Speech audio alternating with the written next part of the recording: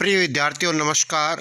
मैं अनिल कुमार यादव, सहायक आचार्य राजनीति विज्ञान, राजकीय कन्या महाविद्यालय बहरोड। विद्यार्थियों, यूट्यूब चैनल के इस वीडियो में आपका हार्दिक स्वागत और अभिनंदन। विद्यार्थियों, जैसा कि पिछले वीडियो में हमने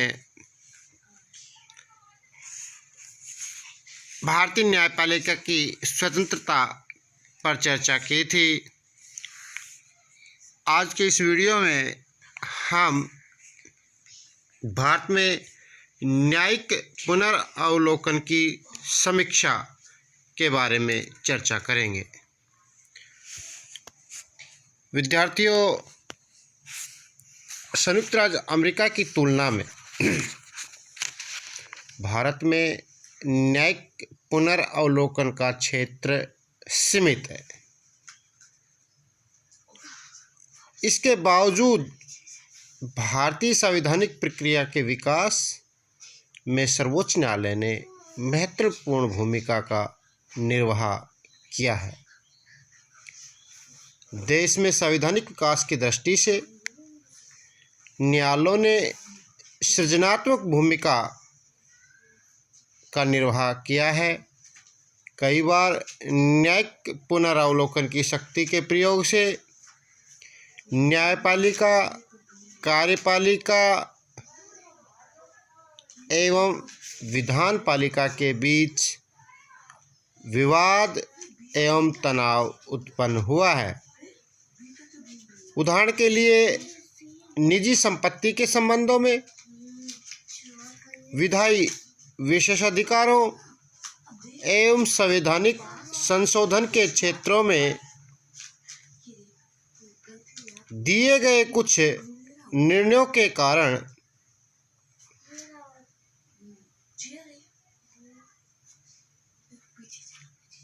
विवाद उत्पन्न हुए हैं।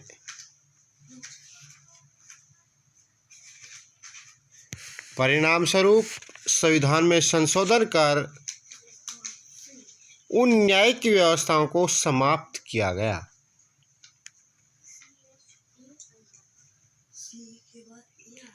जिन्हें सरकार नहीं चाहती थी। ऐसा करने का औचित्य यह कहकर सिद्ध करने का प्रयास किया गया कि उच्चतम न्यायालय ने इन निर्णयों द्वारा सामाजिक, आर्थिक विकास की प्रक्रिया में बाधा डाली है। विद्यार्थियों, भारत में न्यायिक पुनरावलोकन की प्रक्रिया को स्पष्ट रूप से संविधान का अनुमोदन प्राप्त है। इस पहलू पर जोर देते हुए सर्वोच्च न्यायालय ने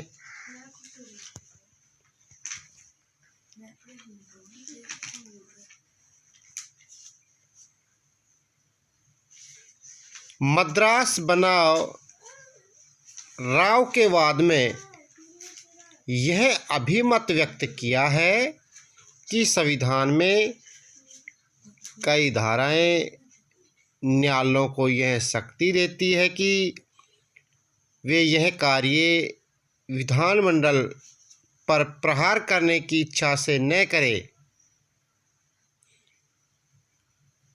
किंतु संविधान द्वारा प्रदत्त कर्तव्यों को निभाने के लिए उसे यह करना पड़ता है।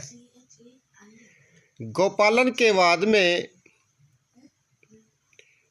उच्चतम न्यायालय ने जोर देते हुए कहा है, भारत में संविधान सर्वोच्च है और किसी विधि के वैध होने के लिए यह आवश्यक है कि वह हर स्थिति में संवैधानिक अपेक्षाओं के समनुरूप हो और यह निर्णय करना न्यायालय का कार्य है कि कोई अधिनियम संवैधानिक है अथवा नहीं।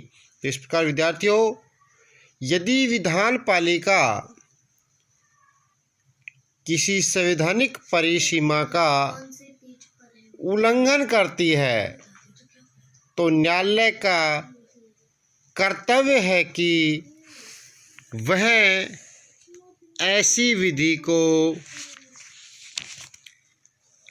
असंवैधानिक घोषित कर दे, क्योंकि अपनी शपथ के कारण न्यायालय संविधान की रक्षा करने के लिए बाध्य है।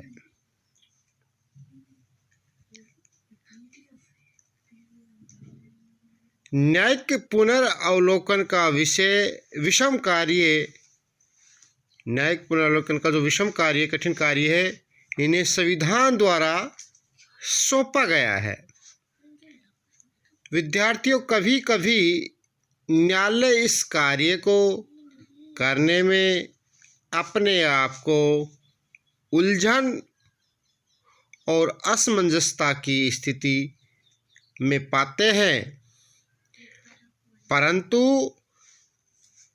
वे अपने संवैधानिक उत्तरदायित्व से कभी विमुख नहीं हो सकते। तो इस प्रकार विद्यार्थियों, भारत में सर्वोच्च न्यायालय को जो न्यायिक पुनर्अवलोकन की शक्ति दी गई है, उसके लिए वो तत्पर रहता है और उसको पूरा करने की कोशिश करता है। अब बात आती है कि असंवैधानिकता का प्रभाव क्या पड़ता है। तो विद्यार्थियों, जब उच्चतम न्यायालय किसी कानून को असंवैधानिक घोषित करता है तो अनुच्छेद 141 के अंतर्गत उसका निर्णय भारत के प्रत्येक न्यायालय पर लागू होता है। इसका वास्तविक प्रभाव यह होता है कि सर्वोच्च न्यायालय का निर्णय हर व्यक्ति पर लागू हो जाता है। इसके पश्चात किसी के लिए उस अधिनियम की पुनः असंवैधानिकता स्थापित करना आवश्यक नहीं है। असंवैधानिक विधि की अवज्ञा करने के लिए न्यायालय विद्यार्थियों बाध्य है। जब किसी विधि का एक अंश अवैध ठहराया जाता है तो विद्यार्थियों, तो उसके अवैध अंश की उपेक्षा की जाती है। उस विधि से असंवैधानिक अंश निकाल देने पर शेष विधि संवैधानिक बनी रहती है, परंतु असंवैधानिकता का अंश कुछ ऐसे जुड़ा हो कि उसे शेष अंश से अलग नहीं किया जा सकता, तो फिर वह संपूर्ण विधि असंवैधानिक मानी जाती है। तो इस प्रकार विद्यार्थियों, भारत में न्यायिक पुनर्अवलोकन की समीक्षा के अंतर्गत हमने देखा कि सर्वोच्च न्यायालय किस तरीके से अपनी न्यायिक पुनर्अवलोकन शक्ति का प्रयोग करता है और किस तरीके से किसी संपूर्ण कानून या कानून के कुछ भाग को असंवैधानिक घोषित कर सकता है। धन्यवाद विद्यार्थी।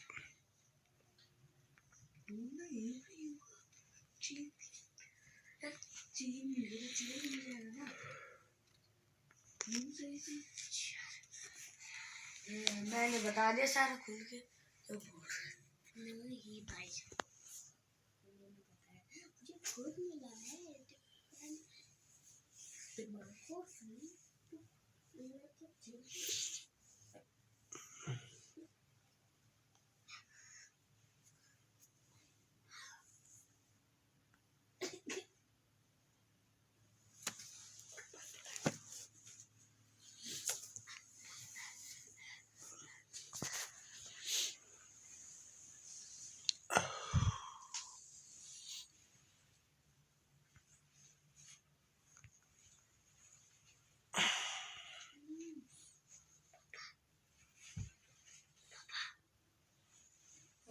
मुझे 2 मिनट ढूंढो, एक डिक्शनरी ढूंढ ले, लेकिन मैं नहीं सकता हूँ।